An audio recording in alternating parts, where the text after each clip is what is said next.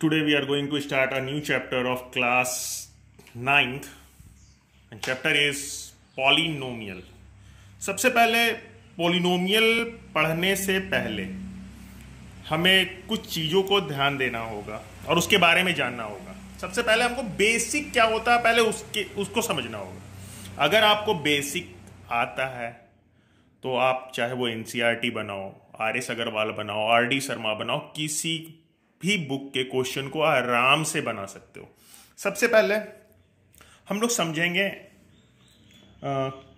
Constant और variable क्या होता है। कांस्टेंट, सबसे पहले कांस्टेंट होते क्या? कांस्टेंट जिसका वैल्यू फिक्स हो और वेरिएबल जिसका वैल्यू फिक्स ना हो।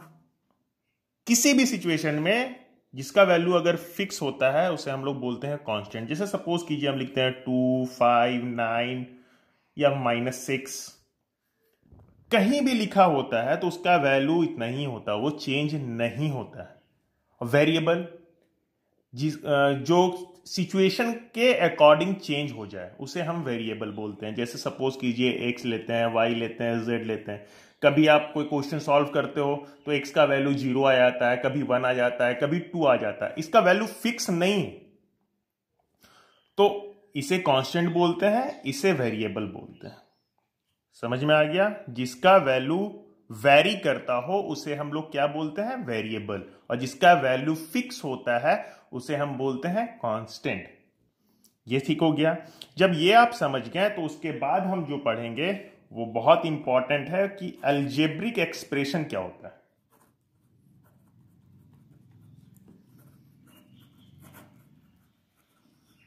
अब अलजेब्रिक एक्सप्रेशन क्या होता है? अब अलजेब्रिक एक्सप्रेशन समझने से पहले सिंपल सा एक सपोज कर लो कि हम एक फॉर्मूला देते हैं, ठीक है। सपोज करो ये constant into variable, constant into variable, और वेरिएबल का जो पावर मान लो वो होता है रेशनल नंबर। इसको हम लोग क्या बोलेंगे? Algebraic expression. अब ये क्या है? ये बहुत बड़ा फॉर्मूला है। अब फॉर्मूला कैसे समझेंगे? कांस्टेंट कुछ भी आप ले सकते हो, चाहे वो निगेटिव होगा कांस्टेंट या पॉजिटिव, मैटर नहीं करता है, ठीक है।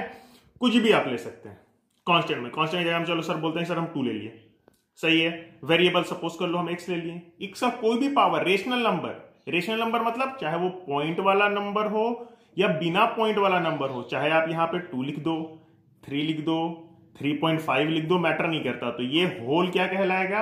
अलजेब्रिक एक्सप्रेशन कहलाएगा। यहां तक कोई डाउट नहीं, ठीक है। कुछ और एग्जांपल लेते हैं। सपोज कर लो हम ऐसे लिखते हैं 3x का पावर 2 प्लस 7, सपोज करो ऐसा कुछ लिखते हैं, तो ये क्या होगा? ये भी एक अलजेब्रिक एक्सप्रेशन कहलाएगा। अब देखते हैं कुछ और चीज। मान लो कि अलजेब्रिक एक्सप्रेशन है, उसमें अगर हम अलजेब्रिक एक्सप्रेशन को जोड़ेंगे, जैसे मान लो कि लिखा हुआ है 2x प्लस 3y, तो जो रिजल्ट आएगा वो भी एक अलजेब्रिक एक्सप्रेशन ही कहलाएगा। मतलब कि अगर दो अलजेब्रिक एक्सप्रेशन को हम अगर जोड़ते हैं तो जो रिजल्ट आता है वो भी क्या कहलाता है? एक अलजेब्रिक एक्सप्रेशन कहलाता है। सेम दो अलजेब्रिक एक्सप्रेशन को अगर हम सब्ट्रैक्ट करेंगे तो भी जो रिजल्ट आएगा वो अलजेब्रिक एक्सप्रेशन ही होगा, ठीक है। मल्टीप्लाई करेंगे तो भी सेम अलजेब्रिक एक्सप्रेशन आएगा, डिवाइड करेंगे तो भी अलजेब्रिक एक्सप्रेशन ही आएगा। मतलब कोई भी केस को हम लोग कर रहे हैं तो रिजल्ट जो आएगा वो एक अलजेब्रिक एक्सप्रेशन ही होगा। यहां तक कोई दिक्कत नहीं। जब इतना आप समझ गए हो अलजेब्रिक एक्सप्रेशन होता क्या है, तब तो आप आराम से पॉलिनोमियल समझ सकते हो। तो पॉलिनोमियल देखते हैं आप। अब पॉलिनोमियल होता क्या है? अगर ये सब हमें पता नहीं होता तो पॉलिनोमियल में देखो क्या डिफिकल्टीज आते हैं। सबसे पहले पॉलिनोमियल देखते हैं होता क्या। पॉलिनोमियल, अब बाबू देखते हैं पॉलिनोमियल को। पॉलिनोमियल क्या होता है? सिंपल सा इसका भी एक फॉर्मूला कर लेते हैं। तो क्या लिखेंगे? कांस्टेंट इनटू वेरिएबल का पावर होल नंबर। इसी को हम लोग क्या बोलते हैं? Sorry, polynomial. कांस्टेंट, वेरिएबल, और इसको क्या बोलते हैं, होल नंबर। हमने नंबर सिस्टम में ऑलरेडी पढ़ चुका है कि रेशनल नंबर क्या होता है, होल नंबर क्या होता है। सिंपल सा एक बात दिमाग में अच्छे से बैठा के रख लो, कांस्टेंट आप समझ गए, वेरिएबल आप पढ़ गए। सिंपल सा ये जो पावर है, जिसको हम लोग एक्सपोनेंट्स भी बोलते हैं, ये ना मेरा निगेटिव होना चाहिए ना ही फ्रैक्शन में होना चाहिए। कोई भी वेरिएबल जिसका पावर ना ही निगेटिव हो ना ही फ्रैक्शन में हो, वैसा अलजेब्रिक एक्सप्रेशन पॉलिनोमियल कहलाता है। ये तो डिफिनेशन था। अब हम समझते हैं इसको। पहले हम डिफिनेशन लिख लें क्या? चलो डिफिनेशन लिखते हैं। तो डिफिनेशन में क्या लिखेंगे? Algebraic expression in which algebraic expression in which power of variable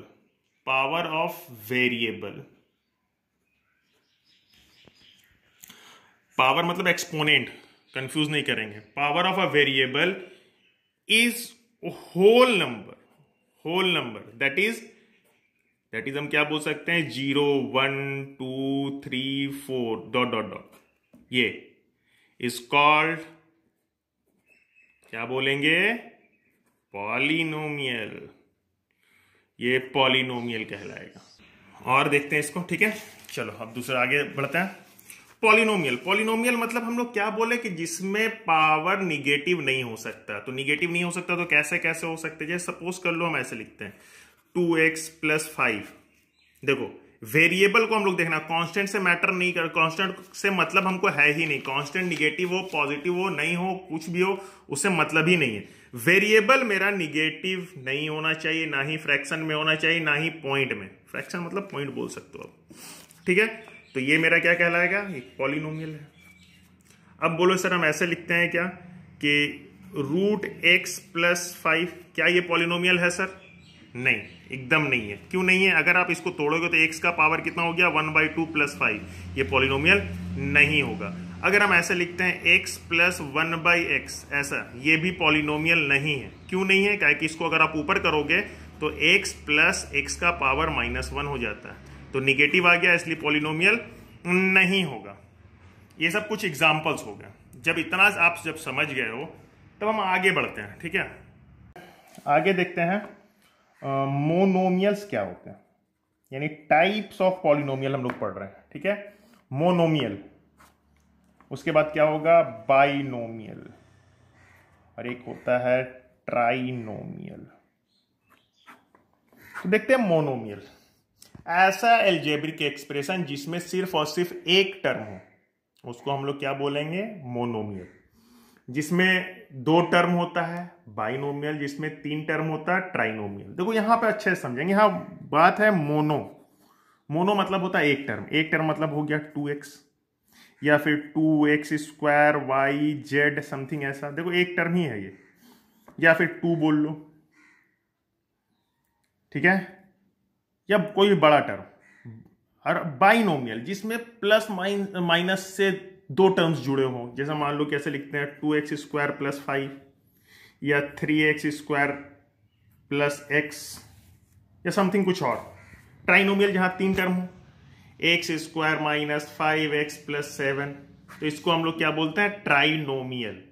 monomial समझ में आ गया, जिसमें एक टर्म, जिसमें 2 टर्म। बाइनोमियल जिसमें 3 टर्म, ट्राइनोमियल। यहां तक सही है। अब आगे पढ़ेंगे तो हम लोग पढ़ते हैं कोफिशिएंट क्या होता है।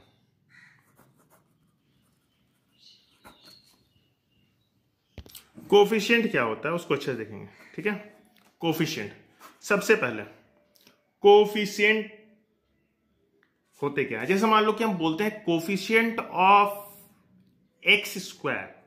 इसमें ये वाले में हम लोग बोल रहे हैं कोफिशिएंट ऑफ x², मतलब कि x² को छोड़ के और क्या बचा है, x² को छोड़ के क्या बचा भैया, सिर्फ और सिर्फ 2। ये प्लस के बाद ये अलग चीज है, ठीक है। एक्स स्क्वायर को छोड़ के जो भी बोला, तो कोफिशिएंट ऑफ इस टर्म में एक्स स्क्वायर क्या होगा 2। जैसे ये वाले में आते हैं, कोफिशिएंट ऑफ वाई, वाई को छोड़ के, ये पूरा टर्म एक है, वाई को छोड़ के जो भी बचा होगा वो क्या कहलाएगा, कोफिशिएंट, मतलब 2x² z। यहां तक ठीक है। अगर इसमें बोले कोफिशिएंट ऑफ एक्स स्क्वायर को छोड़ के क्या बचा हुआ, कुछ नहीं बचा हुआ, तो भैया कुछ नहीं है तो 1 तो है। इसमें बोले कोफिशिएंट ऑफ एक्स को छोड़ के जो भी बचा है, तो देखो ये पूरा टर्म निगेटिव को भी लेंगे, ठीक है। ये इसमें कोफिशिएंट ऑफ एक्स कुछ नहीं है तो यहां पे 1 है, ये अलग टर्म बताया था, ठीक है। अब पढ़ेंगे degree of the polynomial. Degree of polynomials क्या होते हैं, एकदम बेसिक चीज को पढ़ रहे हैं, ये जानना बहुत जरूरी है, क्लास 10th में भी बहुत काम आने वाला है, इसलिए ये सब नॉलेज होना बहुत जरूरी है। Degree of a polynomial,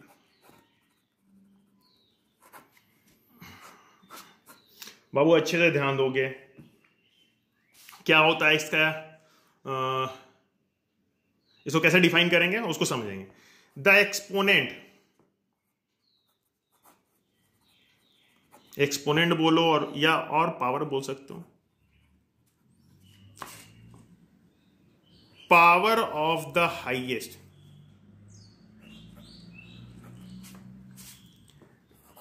degree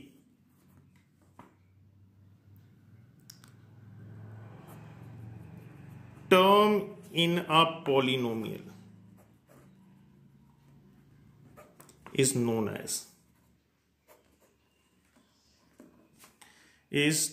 as its degree। अब बाबू ये डिफिनेशन से बहुत कोई को समझ में नहीं आया, तो इसको समझेंगे अच्छा से कि एक पॉलिनोमियल, सपोज करिए हम एक पॉलिनोमियल लिखते हैं 2x² + 3x + 5। आप यहां पे देख रहे होगे, यहां पे वेरिएबल एक है, चलो ठीक है, हाँ वेरिएबल्स हैं, ये सब वेरिएबल कहलाते हैं, देखो ये x y z वेरिएबल कहलाते हैं। एक में पावर 1 है, एक में पावर 2, आप लोगे किसे, तो जिसका हाईएस्ट पावर हो, हाईएस्ट मतलब देखो 2 है, तो इसका डिग्री कितना कहलाएगा, 2 कहलाएगा। अगर ये टर्म नहीं होता तो इसका डिग्री कितना कहलाता, 1 कहलाता। क्यों, कहेंगे बाबू देखो यहाँ पे कुछ नहीं है, तो देखो 0 है, तो 1 बड़ा होता है 0 से, इसलिए 1 हो जाएगा।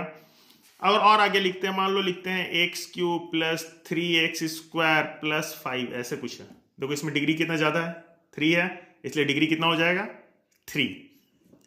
आगे बढ़ते हैं, तो आगे देखते हैं कांस्टेंट पॉलिनोमियल क्या कहलाता, किसे कहते हैं,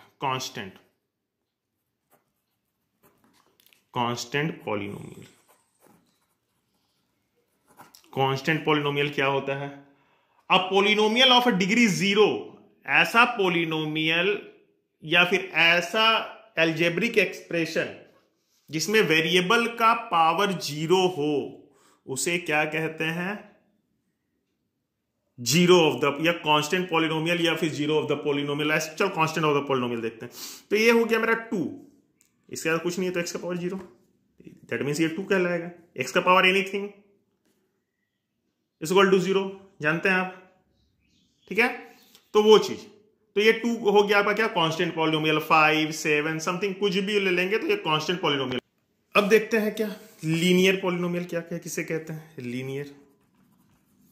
लीनियर पॉलिनोमियल। लीनियर पॉलिनोमियल किसे कहते हैं, a polynomial of a degree 1, ऐसा पॉलिनोमियल जिसका डिग्री 1 हो, या फिर एक ऐसा अलजेब्रिक एक्सप्रेशन जिसमें वेरिएबल का पावर 1 हो, उसे हम लोग क्या बोलते हैं, लीनियर। इसका क्या बोलते हैं, डिग्री 1 होना चाहिए, किसका, वेरिएबल का। ये याद रखना, जैसे मान लो 2x + 5, देखो यहां पे वेरिएबल का पावर कुछ नहीं है, तो क्या 1 है, तो ये क्या कहलाएगा, लीनियर। या फिर सपोज कर लो सिर्फ और सिर्फ x, वेरिएबल का पावर कितना है, 1 है। या फिर मान लो कि x - 7, वेरिएबल का पावर कितना है, 1, तो क्या कहलाएगा, लीनियर। उसके बाद क्वाड्रेटिक देखते हैं, क्वाड्रेटिक अच्छे से पढ़ना, ये सब बहुत काम आने वाला, हमेशा काम आएगा, और ये बेसिक बहुत जरूरी है। अब polynomial of degree 2, polynomial of degree 2 is called quadratic. अब ये देखिए क्वाड्रेटिक का क्या हो जाएगा, जैसे मान लो कि हम लिखते हैं x square minus 7x plus 5, highest power देखो 2 है ना, तो ये क्या कहलाएगा, क्वाड्रेटिक पॉलिनोमियल 2 होना चाहिए। या फिर सिर्फ बोलो कि सर ये एक्स स्क्वायर सिर्फ, हाँ कुछ नहीं है तो साथ में जीरो जुड़ा हुआ तो है, पावर है ना, ये क्वाड्रेटिक कहलाएगा। क्यूबिक क्या होगा, जिसका पावर 3 हो उसे हम लोग क्या बोलेंगे, क्यूबिक का जिसका पावर 3 हो। जैसे मान लो हम लोग बोलते हैं क्यूबिक पॉलिनोमियल, क्यूबिक पॉलिनोमियल में क्या होगा, polynomial of degree 3 is called cubic. जैसे मान लो x cube plus 3x square plus 5x plus 7, highest power देखो 3 है, तो ये क्या कहलाएगा, क्यूबिक कहलाएगा। उसके बाद एक और होता है बाई क्वाड्रेटिक, जिसका पावर 4, ये आपको पढ़ना भी नहीं है उतना, बस सिर्फ नॉलेज जान लो, जिसका पावर 4 हो उसको हम लोग बोलते हैं बाई क्वाड्रेटिक। ठीक है, अब जो नेक्स्ट पढ़ना है वो है zeros of a polynomial, zeros. ठीक है, जीरोस क्या होता है इसके बारे में हम लोग डिस्कस करेंगे। ठीक है, कि जीरोस ऑफ द पॉलिनोमियल क्या होता है। जीरोस मतलब कि ऐसा पॉलिनोमियल या ऐसा वैल्यू पॉलिनोमियल में हम रखते हैं जिससे आंसर जीरो आ जाए, उसे हम जीरो ऑफ द पॉलिनोमियल बोलते हैं। या फिर जिसको root of the polynomial, root भी बोल सकते हैं आप, कि रूट ऑफ द पॉलिनोमियल होता है, जीरो या रूट बोल सकते हो आप, मैटर नहीं करता। ठीक है, इसका मतलब क्या हो गया, सपोज करिए कि हम एक एल्जेब्रिक एक्सप्रेशन देते हैं px is equal to 2x square plus 3x plus 5, suppose करो ऐसा। हम बोले कि अगर x इज इक्वल टू हम 0 पुट करें तो मेरा आंसर क्या आएगा, x इज इक्वल टू 0 अगर पुट करते हैं तो आंसर क्या आएगा वो निकालते हैं। तो उसको कैसे निकालेंगे, हम लोग क्या करेंगे, p जहां जहां x नजर आ रहा है वहां आप 0 पुट कर दोगे। 0 पुट करोगे तो ये क्या होगा, 2 into 0 square plus 3 into 0 plus 5। और भैया ये क्या हो गया, 2 into 0 plus 3 into 0 plus 5, 0 into anything is equal to 0, ये भी 0 और ये plus 5, that means answer is 5। यानी p0 कितना होगा आपका, 5 होगा। सिमिलरली अगर आपको ये बोल दिया जाए कि आपको p1 निकालना है, तो जहां जहां x है वहां आप क्या पुट करोगे, 1 पुट करोगे। तो ये क्या हो जाएगा, 2 इंटू 1 का स्क्वायर प्लस 3 इंटू 1 प्लस 5, ये क्या हो गया, 2 1 जा, ये तो 1 ही होगा बॉस, ये हो गया 3 और ये हो गया 5, 8 और 2 10, तो p1 ये हो गया। अगर p माइनस 1 बोल दे तो कुछ नहीं, जहां माइनस है, जहां x है वहां माइनस 1 लगाएंगे, तो ये क्या हो जाएगा, 2 इंटू माइनस 1 का square plus 3 into minus 1 plus 5, तो ये क्या हो गया 2। हम लोग क्या जानते हैं, कभी भी किसी का पावर अगर 2 के मल्टीपल पे रहता है, 2 4 6 यानी इवन नंबर रहता है, तो वो निगेटिव पॉजिटिव बन जाता है, ये दिमाग में रखेंगे। तो ये पॉजिटिव बन जाएगा तो कितना होगा, 1।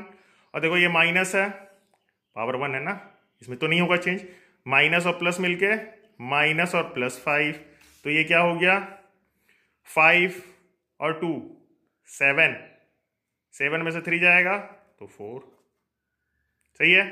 तो ये निकल गया, यानी p minus 1 is equal to 4 होगा।